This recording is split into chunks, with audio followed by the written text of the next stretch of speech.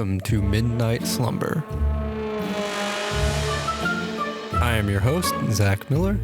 Join me as we take a journey through the alternate realities that take place after midnight.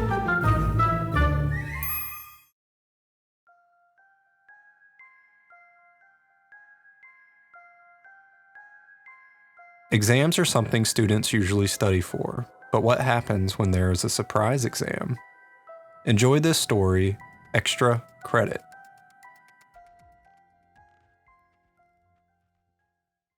As usual, my classmates and I walk into our history class, except today we have a surprise exam. We know this because the word exam is written in big, bold letters on the chalkboard. I sit down at my seat, which is in the middle of the room, and my buddy sits next to me, wishing me good luck. Once all 25 of us are seated, our teacher comes into the room through the doorway behind her desk. As she comes in, I realize something is different about her and this classroom.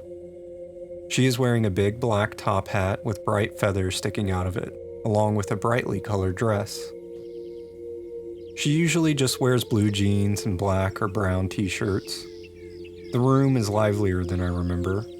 The walls are made of wooden planks and don't completely seal, which leaves cracks so that you can see greenery and the bright blue sky outside. We can even hear birds chirping just outside the walls. The ceiling, made of some long wooden sticks for support, is covered with huge tree leaves. The green and brown roof looks rather lovely, as the floor is like the walls, but I can also see greenery and light coming through the cracks in the foundation. I better not drop my pencil during this exam, or I might not get it back. Our teacher begins to pass out the exam, and as she places one on my desk, I immediately start. It doesn't take me long to get through half of it since most of these questions are multiple choice. However, I stop in my tracks as the last few questions are all fill in the blank. Each question that I come upon looks like gibberish to me. I flip from one question to another, trying to find one that I can easily answer, but I know none of them. Classmate after classmate begins to finish until it is just me working on this test. I manage to write something in from one question, but time ends before I can do anything else for the others. She quickly comes by and picks up my test and looks over it. Without even walking away, she writes something on the front and hands it back to me. A big fat red F looks back at me.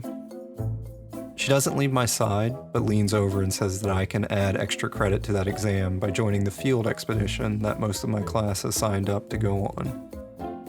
I initially didn't know about it, but I agree that I need whatever I can get to pass.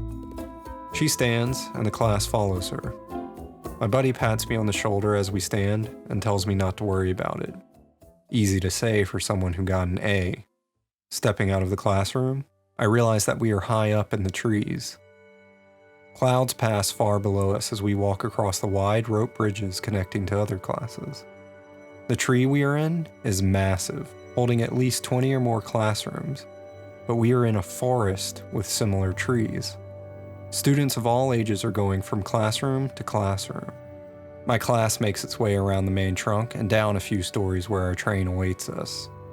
This train is just like the rest of this place, mostly made of wood. It has branches and leaves coating the sides, making it blend in with the surroundings. It's on a set of wooden tracks that branch off into all kinds of directions. This train we are getting on is heading down into the clouds. Inside this train, the seats are comfortable. I sit with my friends who are all excited about this trip down to the ground. Many of them have never even been below the clouds. I have before, but I'm unsure of what to expect. The train's horn blares, and it quickly takes off, diving down towards the clouds as we wind our way around this tree. I get pushed back into my seat from the sudden drop, and my friends shout for joy like being on a roller coaster. As we speed down this tree, we pass through multiple layers of clouds with branches hiding throughout.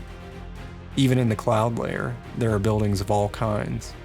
But once we break through the clouds, I only see factories and military facilities on these branches. Below this tree where the ground lays, I can see various landscapes all broken apart by fencing. More tracks weave in and out along the bottom, leading up to different areas and landscapes. However, not all of these tracks are made of wood. Some, probably military, are made of metal. We slow down and head towards the greenish area where a large river runs. Before we can get to that area, we pass through a gate that some soldiers are guarding. They have long, sharp spears and look more like moss-covered rocks than a person. But I can tell this is for protection and a disguise. Whatever is out there, I assume they must have a taste for humans. They let us pass as our teacher showed them some paperwork. The train pulls through and right up to and into the river. It is designed to go into the water as parts of the train fold, turning into a boat. Our teacher has us all gather around the back of the now boat and sit to discuss what we will be doing. She passes out a set of paper and test tubes. She tells us that when we get to the spot, we will dock and be allowed to change if we would like to get into the water. She also states that we will need to check the water and contents in it. As she continues to speak, I notice how dark the water is. This river must be deep, as I cannot see the bottom or any fish swimming in it. My friend leans over the edge with me and dares me to stick my hand in the water. Just as he says that, a bubble comes up from the black water. We both jump back, a little scared as to what might have caused that. Our teacher looks at us annoyed, and thank goodness for impeccable timing as we dock on the side of the river. We rush out, up the mossy bank, and into the carved rock that has souvenirs and a restroom. The shop inside this rock is very cozy, with warm fire lighting along with soft drinks and a place to sit down and eat.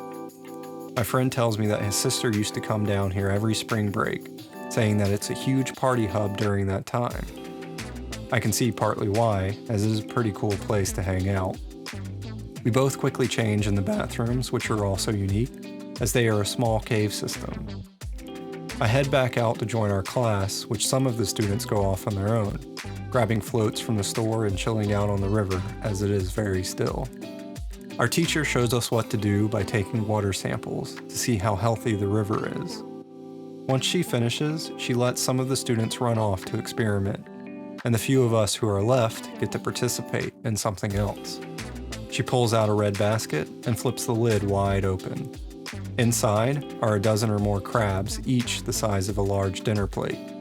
She shows us how to grab them and tosses one into the river. The crab sinks down a few feet before disappearing. She hasn't explained why we are doing this, but we all follow suit. I go to throw one in, but I mess up, and the crab slips out of my hand. It splashes in the water awkwardly, but quickly makes its way back up, getting close to breaking the water on the shore when we see it get snatched back down. I realize that we are feeding something. She tells us that it's okay, that the giant squid is harmless and only eats these crabs and some fish. I am unsure because as soon as the last crab hits the water, it is immediately grabbed. This type of action makes me believe that anything that splashes into the water will become its food. One student who is late getting out of the shop is running towards the water with his float. I know you will jump in, and I start to shout to tell him to stop, but my teacher covers my mouth. He does jump, high into the air, and comes splashing down hard onto the water as he lands in his float. I see the tentacle dart out from the blackness towards him. My teacher has sentenced him to death, I think, but the tentacle stops just a few feet from him and retreats into the abyss. She removes her hand from my face and says, "See, I wasn't lying." She looks at me, and only me, and says that I must get into the water, swim into the middle where this creature is, and take a sample. If I do that, then I will pass her class. I look at her like she's crazy, but I know if I am to graduate, I will have to face my fears.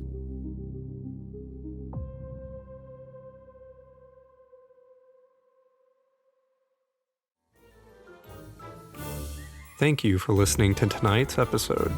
Please leave a comment and check out our social media on Instagram, YouTube, Twitter, and Facebook. We would love to hear your thoughts on tonight's episode.